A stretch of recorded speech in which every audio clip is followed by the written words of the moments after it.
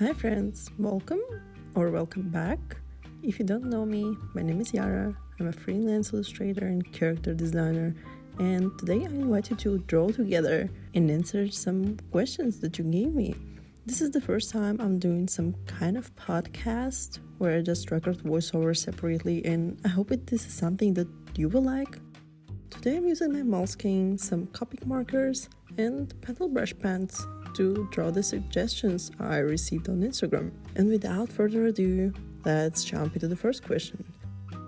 Do you usually use references? And the answer is yes. I think using references is crucial when it comes to complicated poses, detailed backgrounds, and other very complicated things that I cannot keep in my mind. Of course, my visual gallery is huge and I can recall anything from head, but if I want it to be done nicely, if I want to add specific details, make my illustrations more accurate, I'm sure references are a great tool.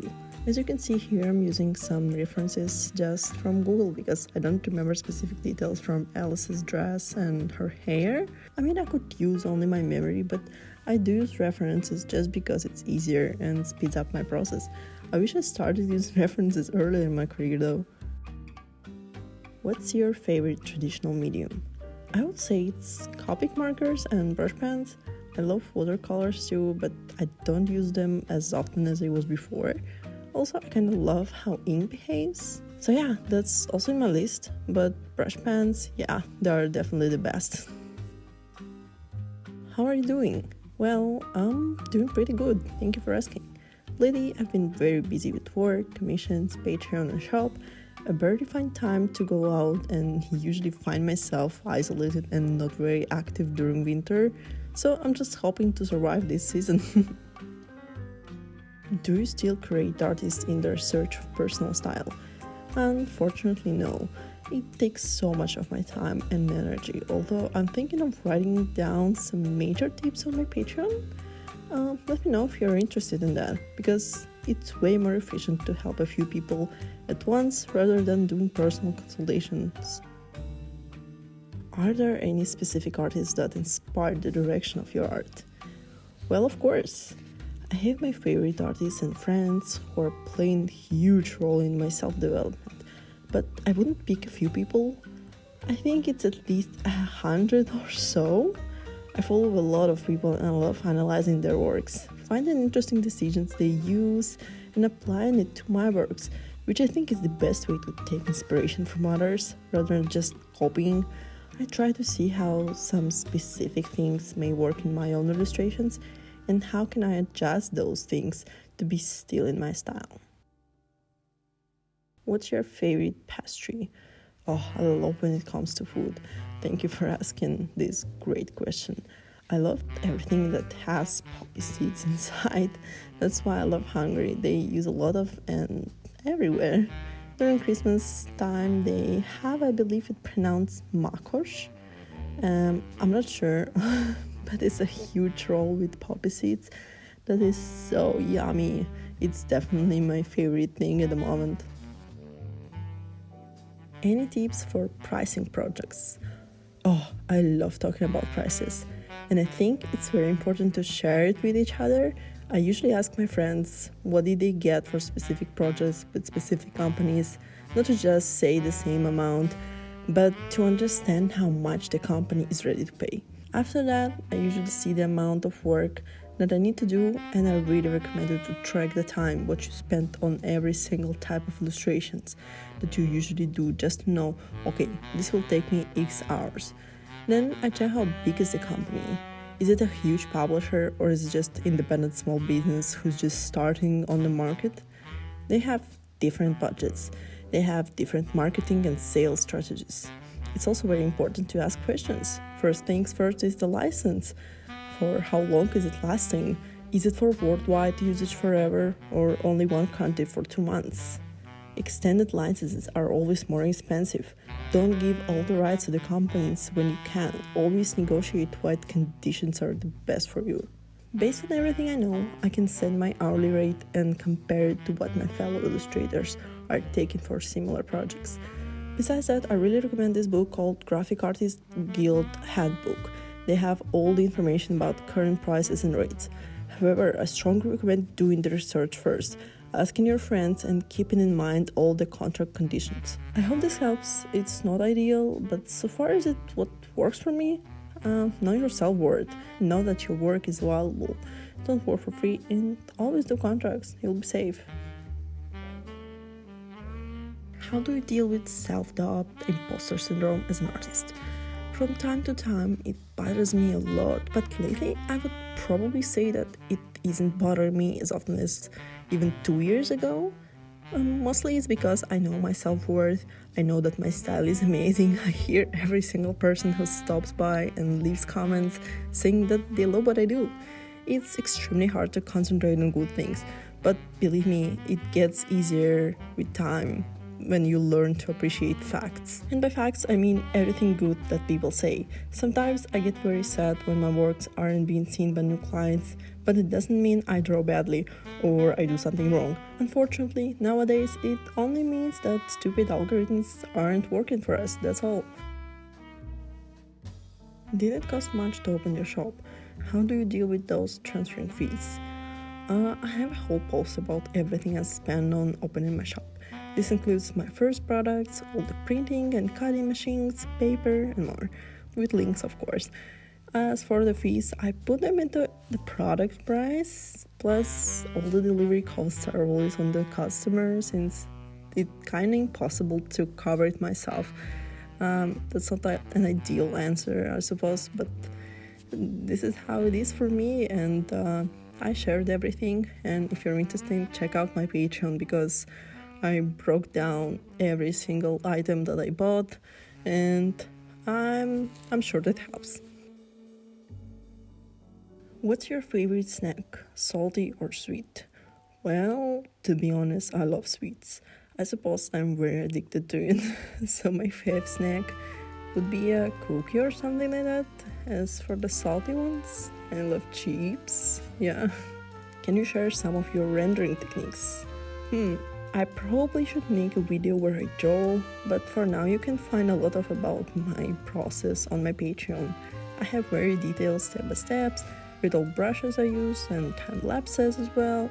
And I hope this helps for now, but I'm pretty sure I'll make a video with Procreate drawing process in the future. How did you start your art business? I should say I've always been an artist since childhood. I started taking art seriously at 12, and at 14 I already was making some money out of it. So it kind of came naturally. I know I'm going to pursue illustrations, and I wish there would be a better answer to this. I don't know. However, it doesn't mean that everything came to me very easily. I still struggle finding work, attracting customers to my shop, and promoting my Patreon. And it makes me very angry that when I started it was kind of easy, but now if you're just starting, I'd recommend being very passionate about what you do and have patience. Don't give up because there's no other way. How do you get ideas for drawing? Most of the time I ask myself, what do I want to do? I'm very happy that I still have this childish part that is willing to give me ideas, but when it's not around, I just look at what others do to get inspired. Or I watch something like a TV show or series, cartoons, something trendy perhaps. When I was watching Wednesday, I got super inspired and started drawing immediately, although I had a whole challenge to choose pose and composition. It just comes by itself. I don't know. As for the work ideas, mostly I have text or description to base my illustrations on, so that's pretty easy, yet still takes a lot of creativity, which I really love about being an illustrator. What did you study in college? Is it art related? How to look for works being an artist? I studied graphic design. It was kind of art related, but we were doing academic drawings. It wasn't teaching me a lot though, because the teacher didn't really care. She wasn't giving any tips, but I loved drawing real people. It was always easy for me, and I think my university works are pretty good. I don't know. Mostly it wasn't art related because it was, logos and text and everything like typography, calligraphy, which I also loved. But besides that, we weren't really allowed to make a lot of illustrations, especially for big projects, because mostly, yes, it was graphic design. And I would say that I didn't learn anything new from that, because I would say I'm self-taught. So yeah, university didn't really teach me anything besides some stupid stuff. I just spent 4 years, I would say. As for the second part of the question, there are plenty ways to find work. What works for me is sending emails, monitoring social medias, gaining my audience, and just recommendations from my old clients. I think there's not such a thing as, okay, today I will find myself some work to do. Sometimes it takes months to get onto a new project. I would recommend finding your niche and building a portfolio online. Try to be active on at least 3 social medias and you'll find something eventually. My latest and the coolest project that I found just by replying on the tweet. That book deal that I have now, I got by sending an email and offering my ideas, which my client loved. I also think finding an agent will help, but you need a portfolio for that. So that is definitely the most important step that you need to make in order to get things going.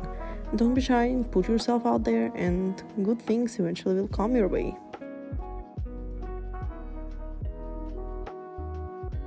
Why British short hair? Well, I think British short hair cats have great personality. They're so good for my lifestyle. They are quite independent, they aren't clingy, and I love how smart and sometimes badass they are. Plus, I adore their little fluffy faces. And just to mention, because I know somebody will come and say it's better to adopt a kitty rather than support breeders, I must make it clear.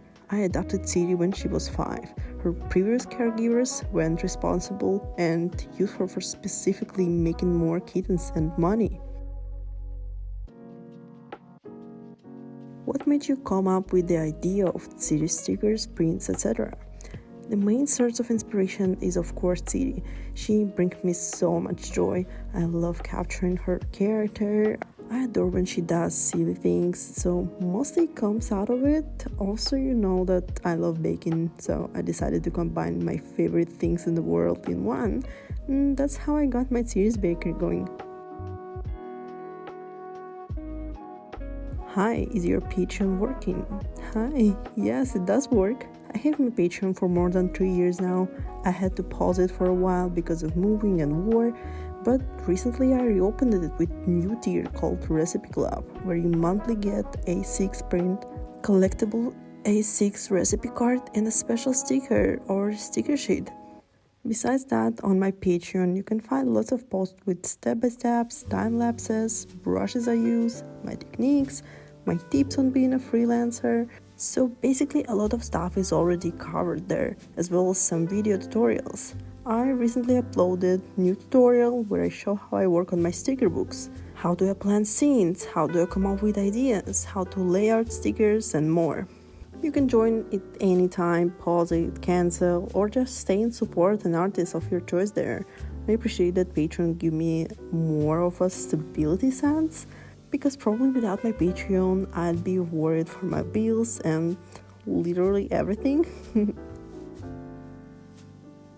What's your favorite copic color combination?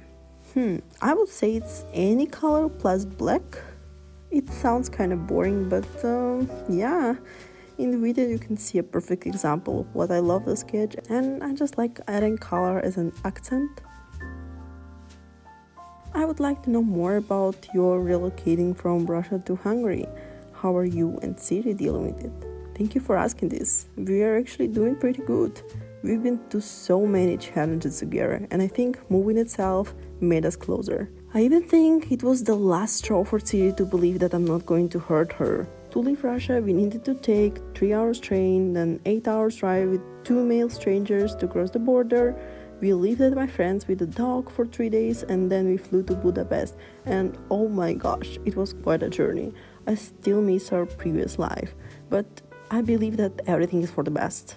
I couldn't stay there even because I needed special food for Siri that they stopped selling in Russia. How could I leave my baby without her special treatment, Her well-being is very important to me.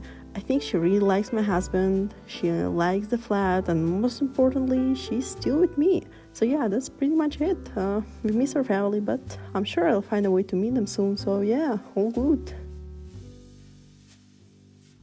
And the last question for today is how to stay motivated with all that is happening in the art community. Honestly, this might sound lame, but I cry every other day. Everything that I read about AI, algorithms, engagement isn't adding any good to my mental health. The only thing that keeps me going is my projects that I really love working on and my family and friends. I try to spend less time reading news in the world because everything that is happening in the art community is already driving me crazy. I don't have an anxiety about AI replacing human artists because a lot of companies and clients are standing for us, as well as we see a lot of examples of poor AI work, which clearly shows that just a stranger cannot come up with a whole book following the same art style or at least consistency in characters. Plus, I think that fighting against evil AI altogether with others gives me more energy to create, I think. Seeing that you aren't alone in this, there is a whole supportive community that knows what you struggle with. So my main advice, maybe talk more to your fellow artists, share your worries, fight together for your rights, discuss work, recommend each other to clients, and you'll be good. I hope this helps a bit, but again, there is no other way. You work and you create or you give up. I appreciate that my life gives me the opportunities to create, to live off of my art, and that is what keeps me motivated the most. My husband would let me die starving for food, so I know that there are people who's ready to help. So I hope that was helpful and interesting to watch. I'm pretty much satisfied with the result, and let me know if you have any more questions or thoughts or worries, and I'll try my best to answer and help if needed. So thank you again for watching, and I'll see you next time. Bye!